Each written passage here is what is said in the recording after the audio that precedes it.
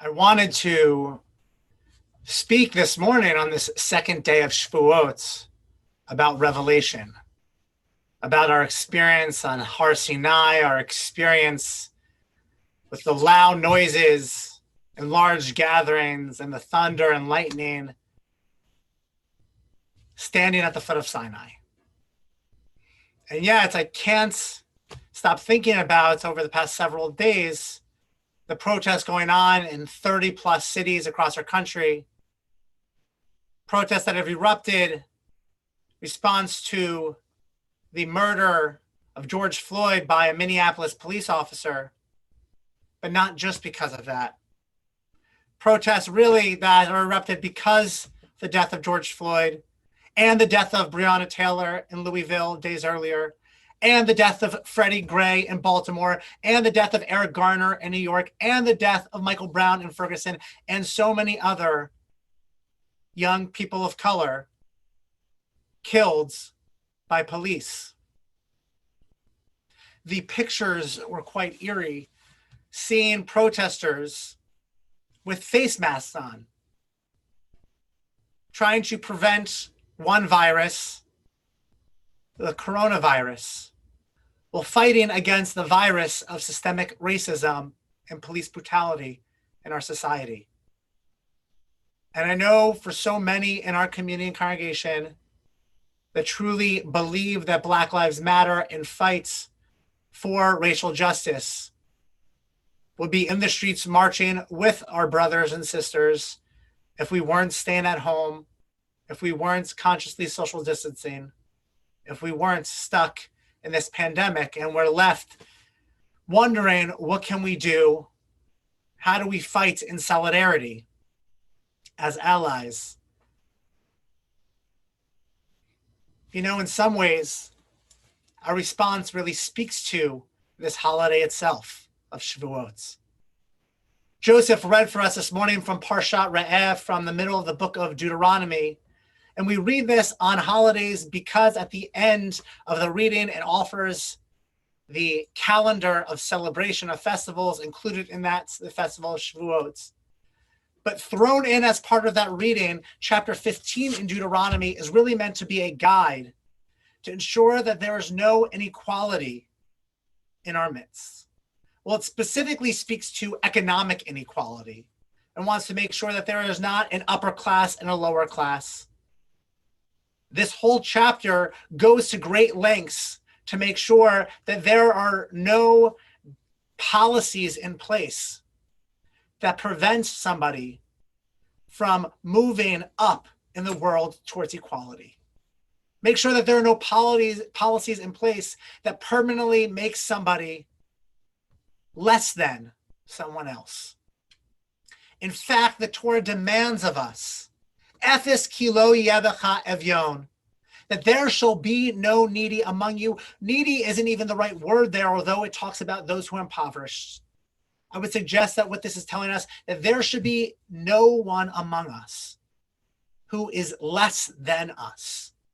There shall be no one among us who is not equal to us. But the Torah also recognizes the realities of society and the realities of the world that we live in. Because only verses later, 3 verses later in chapter 15, verse 7, we're told, Ki yeyevecha evyon me'achad achecha, me'achad sharecha, be'artzecha, asher Adonai Elohecha noten lach.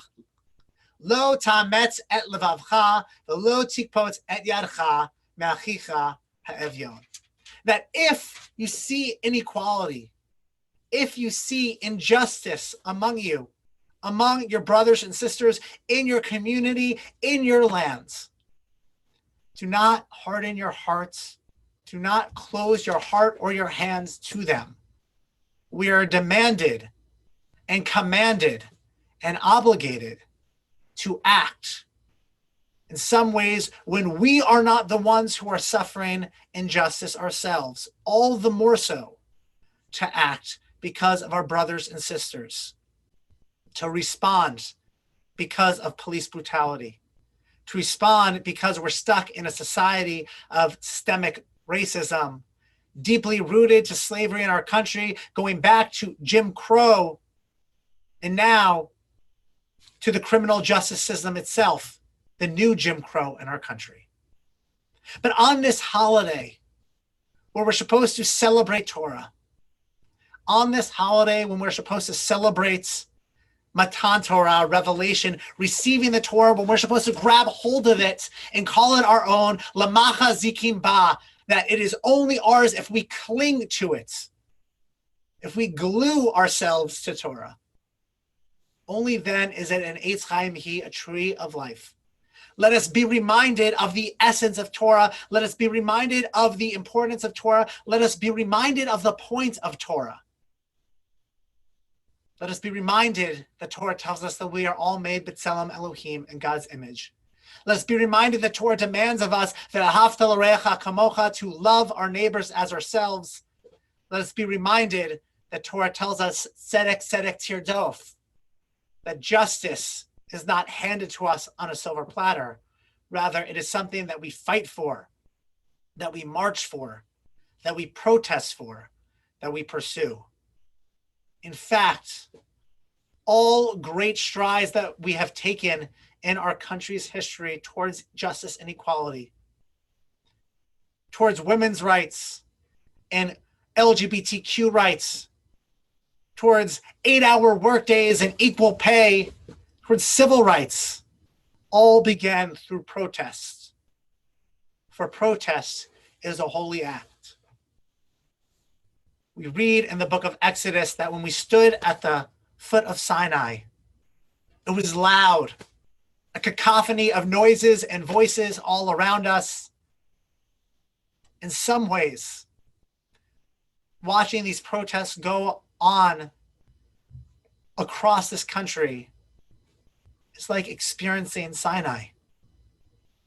The fear, the anxiety, and yet the hope, taking our covenants into our own hands, demanding that this Torah, Lamacha Zikim Ba, that we cling to, should be a Torah that guides us in building a society that we see fit, a society worthy of those created in God's image, a society when we all receive the justice that divine creations deserve, when we fight for equality, not just for ourselves, but for our brothers and sisters also made in God's image.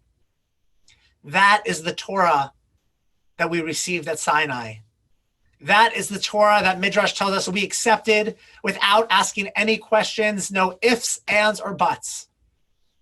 And that is the Torah that we now have a responsibility to uphold, to cling to live by, and to guide us. A Torah to guide us in fighting for justice for George Floyd, for Michael Brown, for Freddie Gray, for Eric Garner, for those who cannot breathe, especially when because of our own privilege, we can. A Torah that demands us to stand at the foot of Sinai when oh so many cannot stand at all. How do we fight for justice when we are stuck indoors? How do we fight for justice when we are in front of our screens instead of seeing each other face to face? I believe even if we cannot see each other face to face, we still have an obligation to see God in each other's faces, an obligation to see the divinity and the divine spark in the eyes of one another. Because only once that happens, only once that has been taught to our law enforcement officers and a reformed policing structure and system in this country, only once that has been taught to each and every one of us, can we truly cling to Torah and live by what I believe are the ethics and values that are meant to guide us as Jews, as a Jewish community, as a people, as a society, as humanity.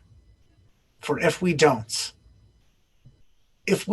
believe that that Torah that we receive is meant to guide us in marching, even in a pandemic, metaphorically speaking, and marching for justice and equality,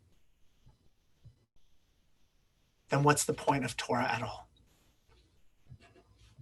That is no longer relevant in our lives, that it's only a book that we're meant to study to understand the history of our people. But if it is meant to guide us in our future, a future that we still strive to create as God's partners in creation, then let us uphold it. Let us cling to it. Let us demand that Black Lives Matter for all peoples, regardless of race, ethnicity, gender or gender identity, religion, or as the Torah tells us, economic reality, are made in God's image.